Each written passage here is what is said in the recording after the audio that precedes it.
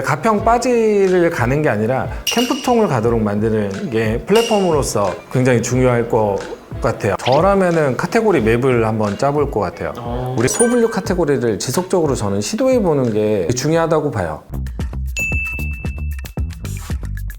안녕하세요. 나유업입니다. 저희 세미나 참가하셨던 신청자분 중에 한 분을 초대해서 디프리 자리에서도 꽤 오랜 시간 사실 이야기를 했었는데 그때 하지 못했던 이야기들 나눠볼 수 있도록 하겠습니다. 권상우 본부장님 한번 모셔보겠습니다. 안녕하세요. 안녕하세요. 스마트 인피니라는 대행사에서 가평 빠지로 잘 알려진 캠프통 이제 마케팅하고 그로스하고 있는 권상우라고 합니다. 잘 부탁드립니다. 요즘 어떻게 지내십니까? 뭐 요즘도 여전히 정신없고요. 특히 여행 비즈니스라는 게 사실 한철 장사인 경우가 되게 많잖아요. 좀 비수기는 어떻게 보완해 볼 수 있을까 이런 고민도 하고, 작년에 성수기 때 잘했던 거 올해는 어떻게 더 잘해 볼 수 있을까, 어떻게 유지할 수 있을까 그런 고민하면서 지내고 있습니다. 기존에 하시던 그런 강점이나 이런 게 조금 약해졌거나 아니면은 시장에 경쟁자들이 진입하게 되면서 좀 흐려지는 경우들이 있을 수 있죠. 일반적으로 그 지역 그 빠지라고 하는 게 서비스는 거의 다 비슷한 편이에요. 거의 천편일률적인 편이고, 근데 저희는 이제 시설적인 측면에서 조금 다른 것들이 있어서 기존에 이제 가평 빠지 업체들이 많은 경우에 혈기왕성한 20대 남녀들이 모이는 느낌으로 접근을 많이 했었다면은, 저희는 단순히 그런 타겟들 뿐만 아니라 자녀를 둔 고객분들이라든지 조금 더 다양한 타겟들을 건드릴 수 있도록 수영장 같은 것도 있고요. 저희가 찜질방 같은 것도 있고 카페도 되게 크게 있고, 그래서 조금 더 다양한 고객들을 타겟팅 할 수 있는 형태로 설계되어 있다고 생각하시면 될 것 같습니다. 수상 레저가 수용량이 훨씬 많다 보니까 그래서 여름 시즌이 좀 주요 시즌이 된 그런 상황이라고 이해해 주시면 됩니다. 여름 이외에는 거의 다 그쵸. 그래서 이제 여름 이외에 어떤 매출을 낼 만한 것들이 되게 빈약하다 보니까 좀 아예 다르게 상품을 좀 만들어 볼 방법은 없나? 아무래도 비수기인 4월 초이다 보니까 좀 비수기 상품군도 좀 어떻게 해볼 방법이 없을까 고민하고 있는 시점이라고 생각해요. 비수기보다는 성수기 사실 그때 더 많이 수용하는 거를 권하는 편이거든요. 네. 사실 약점을 보완하려고 하면은 너무 끝이 없더라고요. 캠프통이라고 하는 게 예를 들어서 신발만 파는 쇼핑몰이 있다고 가정을 해볼게요. 커머스 내에서. 그러니까 신발만 하다가 갑자기 벨트를 하기도 하고요. 네. 가방만 하기도 해요. 카테고리가 조금씩 이제 늘어나는 거죠. 네. 여기는 신발 파는 곳이었는데 전반적인 어페럴 기업이 되기도 네. 하거든요. 빠지라고 하는 게 한 개의 카테고리로 그냥 제가 볼 때는 여름용 그쵸. 네, 카테고리로 볼 수 있는데 소분류 카테고리를 지속적으로 저는 시도해보는 게 중요하다고 봐요. 예를 들어서 모든 시도를 할 때 딜레이가 생기잖아요. 뭐 네. 1년짜리 딜레이가 생길 수도 있고 네. 뭐 한 달짜리, 두 달짜리 생길 수도 있고 네. 성과를 보기까지 네. 어느 정도까지 시도를 했는지가 사실 저는 그 데이터를 보유하고 계시는지가 중요할 것 같고 다양한 시도들을 해보고 계시는 걸 수도 있고요. 네. 네. 이번에 갔다 왔다 그랬잖아요. 네네네. 배를 가지고 계셔서 남이섬까지 이렇게 돌더라고요. 맞아요. 그런 상품들이 있죠. 상품인가요? 수상 레저도 상품이 되게 여러 가지라서 수상 스키 한 번에 얼마 이런 것들도 있고, 수상 레저에서도 놀이기구 쪽에 조금 더 특화되어 있는 곳이라 놀이기구에 집중된 어떤 패키지 상품들이 좀 있는 편이고요. 또 아예 배 타는 보팅 그런 것도 아예 좀 상품군으로 판매를 하고 있는 업체들도 있는 걸로 알고 있고, 캠프 쪽도 있어요.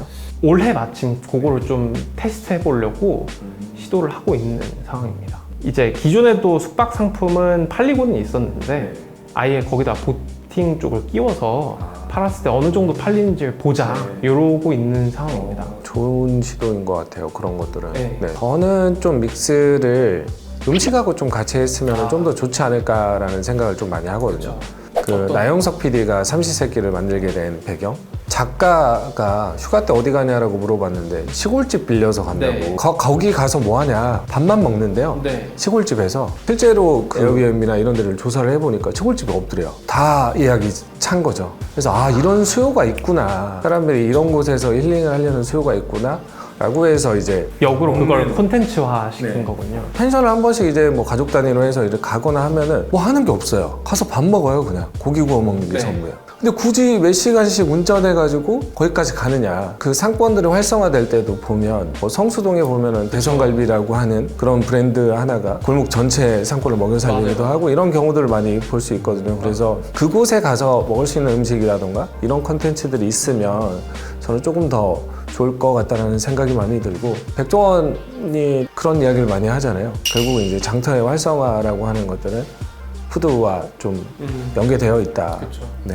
이 부분은 사실 제품이 어느 정도 퀄리티가 돼야 그 다음이 마케팅인 거잖아요. 근데 이제 저희는 음식의 맛이나 서비스 같은 것들을 제품의 퀄리티라고 쳤을 때 제품의 퀄리티 유지부터 어려워서 그 부분은 어떻게 좀 안정화시키고 표준화시킬 수 있을까부터 좀 현장이랑 같이 고민하고 있는. 제가 이제 책에서 이야기했을 때 장터라고 하면 장터는 플랫폼의 역할이고요. 그쵸. 거기 안에 속해 있는 점포는 어떻게 보면 조금 더 특별해야 되거든요. 빵집이냐 빵이냐의 차이인데 운영하고 계시는 서비스가 상점이었다라고 하면 그쵸. 플랫폼으로 진화해야 되는 시기라는 생각이 조금 들어요. 오히려 제품을 론칭하기보다는 제품을 가지고 있는 브랜드들을 좀 끌어들여서 365일이 아니라 매 시즌 끌어들이는 것들도 하나의 방법이라는. 팝업처럼 말씀이신 거죠? 에어하우스라는 팀 혹시 아세요? 전 처음 들어보는 것 같아요. 에어하우스라고 뮤직 페스티벌을 가평 등지에서 열어요. 그냥 건물 안에서 하는 게 아니라 밖에서 그냥 텐트 쳐놓고 DJ가 음악을 틀고 그런 콜라보들도 사실 저는 되게 좋을 것 같고. 그쵸. 오프라인 공간이 있다라고 하는 거는 엄청난 장점이라고 그쵸. 생각을 해요. 뭔가 쇼잉할 수 있는 컨텐츠거리, 단 한 사람이 거기에서 어떤 이슈를 만들어도 활성화가 되거든요. 그리고 에어하우스 팀이 움직일 때도 다양한 브랜드들이 같이 움직이더라고요.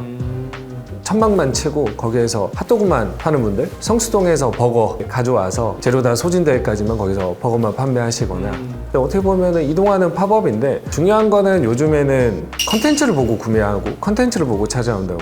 그러니까 좋은 컨텐츠라고 하는 것들은 다양한 사람들이 와서 여기서 컨텐츠를 생산하기 시작하면 다양한 각도에서 해석들이 되게 많이 나올 수 있다라고 생각을 합니다. 장소를 브랜드로 보지 말고 플랫폼으로 보는 방법도 있다는 말씀이신 것 같아요. 맞아요. 네. 그렇게 되면은 품을 수가 있거든요. 그쵸. 되게.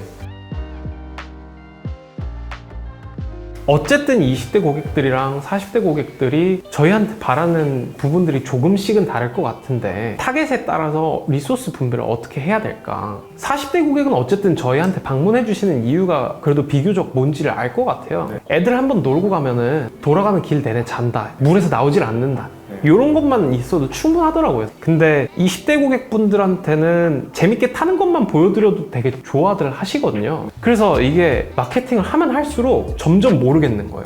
20대가 핵심 고객인데 이들이 우리한테 찾아와주는 그 우리만의 차별점이 그들로부터 발굴이 어려운 거죠. 블로그 같은 걸 보더라도 나오기는 나오는데 제가 느끼기에는 그게 막 엄청 차별적인 수준은 아니거든요. 그런 부분이 하나가 있고, 이런 아래에서 사실 20대가 조금 더 핵심 타겟인데 20대도 잡고 싶고 또 신규로 작년에 40대도 추가로 좀 발굴을 해봤는데 이들을 다 아울러서 마케팅을 할지 좀 고민이다. 이런 부분에 있어서 브랜딩을 포괄해서 좀 고민을 하고 있는 단계라서. 실제로 보여지는 이미지들이라던가 네. 이런 쪽은 무조건 20대로 가시는 게 맞다라고 생각을 하고요. 안에서 상품은 40대가 와도 60대가 와도 70대가 와도 접객을 할 수 있게 상품은 준비가 되어 있어야 하는 게 사실은 맞죠.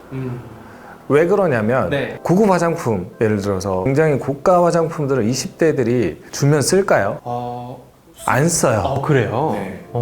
그러니까 엄마들이 쓰는 이미지라고 하면 쓰지 않습니다. 예를 들어서 이것도 마찬가지로 고급 정장 브랜드예요. 근데 주요 고객이 50대, 60대라고 가정을 할게요. 10대, 20대 애들이 입고 싶어 할까요? 갖고 싶어 할까요? 싫어할 거예요. 그래서 보여지는 이미지들은 훨씬 더 활동적이고 섹시한 이미지들을 보여주는 게 저는 중요하다고 보고요. 네. 접객 안에서 내지는 상품 안에서는 전부 다 수용 가능한 상품들을 준비하고 상품을 시도하는 거죠. 그러니까 새로운 시장을 새로운 상품으로 끊임없이 창출할 수 있는 구조가 나오면 좋을 것 같습니다.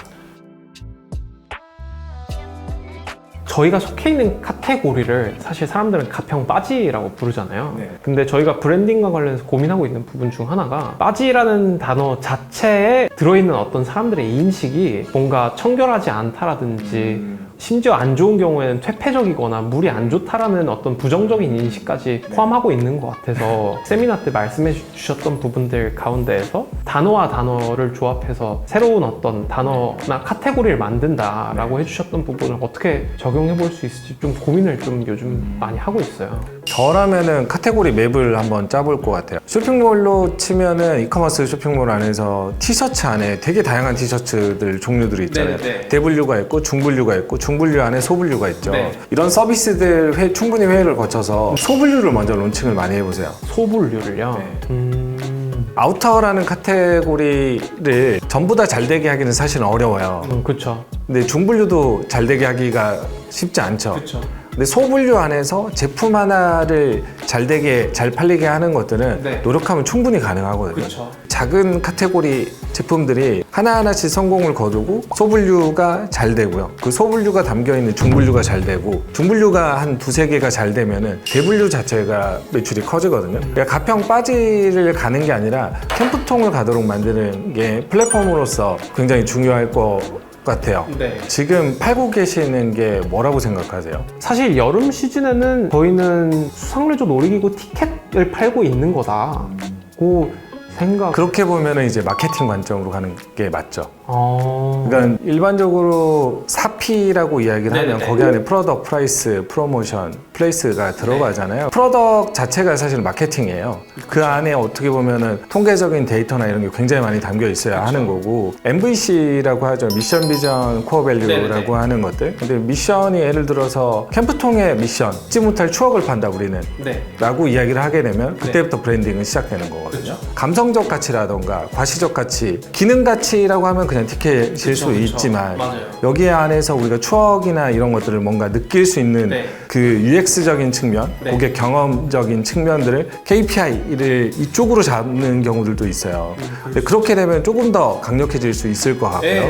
근데 이걸 더 자랑하고 싶고 사람들에게 알리고 싶어요. 그럼 과시적 가치를 우리가 또 만들어 나가는 거거든요. 근데 시장의 한계라고 하는 것들은 뭐냐면 MVC가 제대로 잡혀있지 않는 경우들이 많아요. 네. 무의식이라고 하는 그 변형계 언어를 자극해 줄 수 있을 만한 네. 그런 행동들, 뭐 에버랜드라던가 이런 곳들 보면 아이들한테는 정말 큰 추억을 만들어 줄 수 있거든요. 그쵸. 그러니까 누군가한테 잊지 못할 어떤 추억을 판다. 그러니까 자포스닷컴도 이분들은 그냥 신발을 파는 회사인데 자기는 행복을 판다라고 이야기를 하잖아요. 어떤 가치를 가지고 있는지, 가치를 전달하려고 네. 시도를 하는지가 브랜딩 관점에서는 정말 중요할 것 같고, 네. 만약에 프로덕트를 판매한다라고 하면 어떻게 보면 숫자, 매출이 또 굉장히 중요하잖아요. 그쵸. 카테고리를 시도해서 계속 끊임없이 시장을 확대하려는 전략, 통계적으로 데이터를 봐야 되는 관점일 것 같아요. 네. 알쏭달쏭할 필요 없이 되게 명확해요. 중장기적인 관점에서 지속적으로 가져가야 되는 것들이 있고요. 그러니까 캠프통이라는 브랜드를 들으면 어떤 이미지가 떠올라야 될까요? 그거에 대한 사실 답을